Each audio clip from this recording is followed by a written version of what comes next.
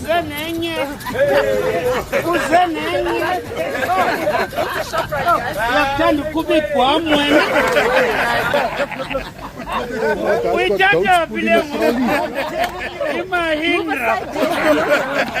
chilling. Yo, look at this, bro.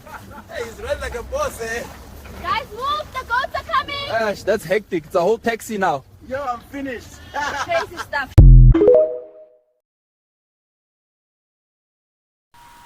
Good morning, everybody. Welcome to my channel this morning.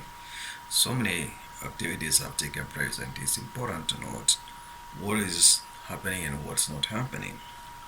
Recently, I've done several videos concerning Africa, and particularly Kenya, the behaviors and all those kind of things that I really find it's worth talking about, because we need to have a clear picture of what is happening on the ground in order for us to be able to know what are we expected to do.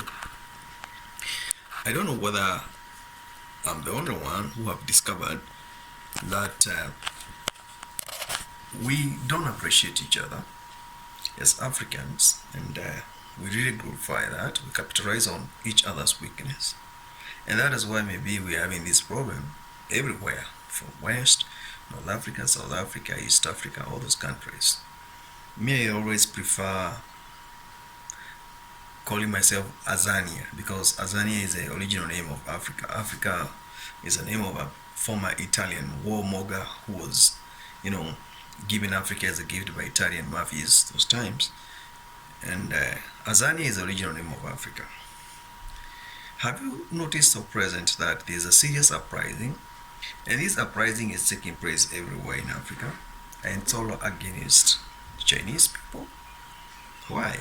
Because Chinese, with these Lord Initiative Bell networks they have been building across Africa, whereby they give corrupt money to African governments, and then thereafter, one condition is to allow the Chinese businessmen to do wholesale and manufacturing business as a part of an agreement in Africa without restrictions.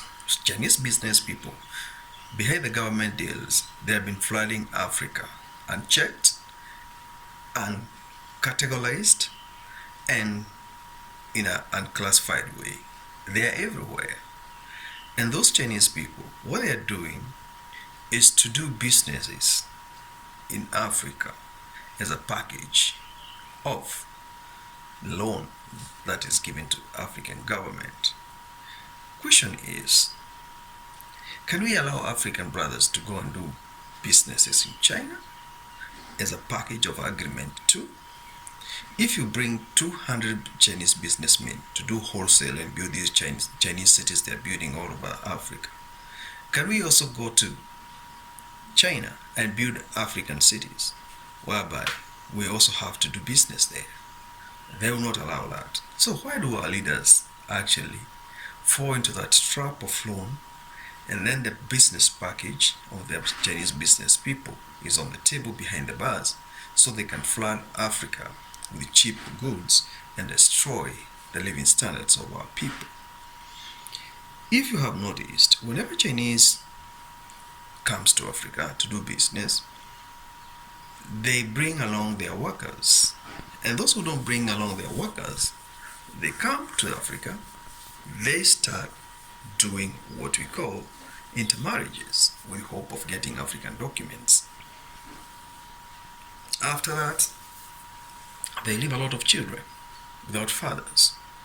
The African governments, they do nothing. I feel sorry for a place like Zambia and Zimbabwe. If you have been to those countries, you could see the presence of Chinese people. Now Mandarin is becoming the national language of Zambia. Second colonization, which is happening there because of poverty and corrupt governments being in power. That has hurt me so bad, and it has made me to feel like we have lost it, and we don't want to accept. We keep on repeating the same mistake. And now is the time the population or African people must understand. The Azanians must know we have to get rid of this problem. Because presence of Chinese in Africa, it's not about for the well-being of African people. or Azanians. It's for the well-being of the Chinese, the Mongoloids. They have to work very hard to penetrate every sector of the economy because your corrupt leaderships have allowed them to do that. If you happen to go to a place like Johannesburg, you'd in lead check know and understand what I'm talking about. They have dominated everywhere. They have opened up the businesses for the Chinese people. They are everywhere, and it is happening. Same case applies to Angola. Angola is even worse because Chinese people, they have even stakes in the government, in the executive, in the presidency. They own, a certain level of manipulation there. And that is something that is very awkward in Angola.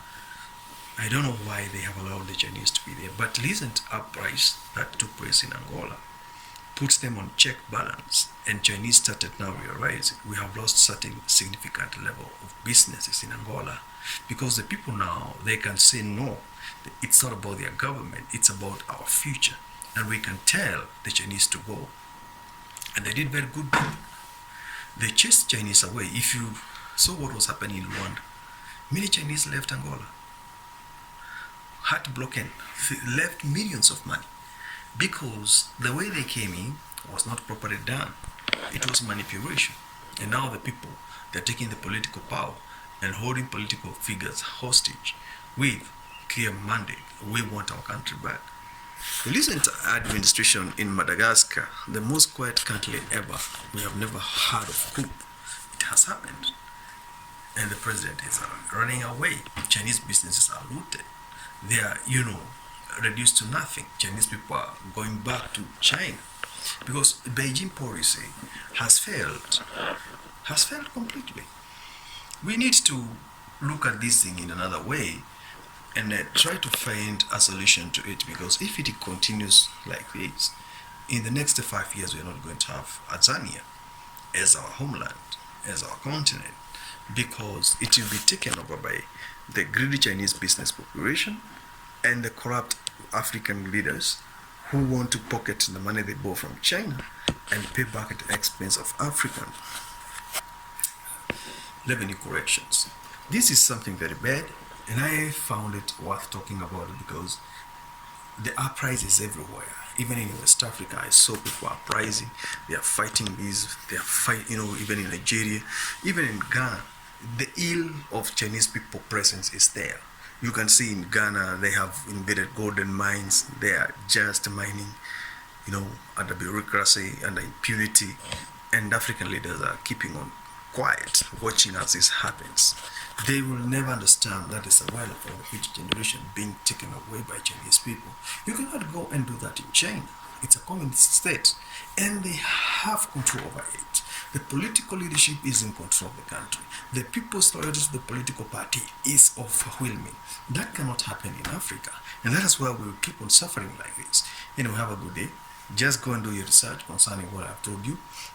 Chinese presence in Africa is worrying, and we need to do something about it. Otherwise, 10 years from now, if you watch this video, you will make a comment. Have a good day.